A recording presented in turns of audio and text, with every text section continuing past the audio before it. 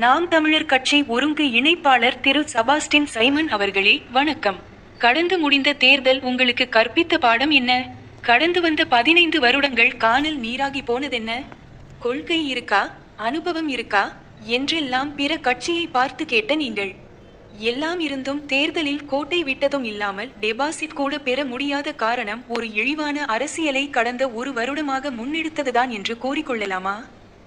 மேடைக்கு மேடை வாயாலே வடை சொட்டு அடுத்தவர் தாடையை உடைத்ததாக உங்கள் தம்பி தங்கைகளுக்கு சிரிப்பூட்டி பேசி பேசி வீணாக காலத்தை கழித்துவிட்டு களத்தில் இப்படி படுதோல்வி அடைந்த சைமன் ஆட்டம் இதுதானா?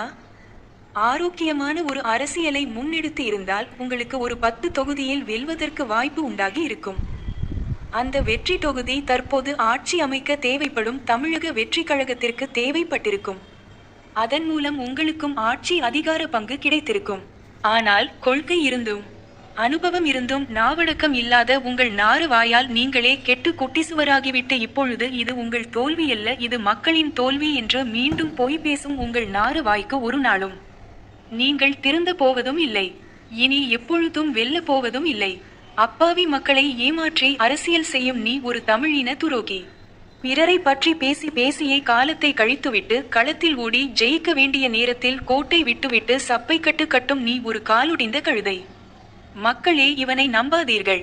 கன்னடகாரன் ரஜினியை கூட நம்புங்கள், திராவிடனை கூட நம்புங்கள், ஏன் சிங்களனை கூட நம்புங்கள். ஆனால் இந்த செபாஸ்டின் சைமனை ஒரு காலும் நம்பாதீர்கள். நம்பாதீர்கள், நம்பவே நம்பாதீர்கள். நன்றி, வணக்கம்.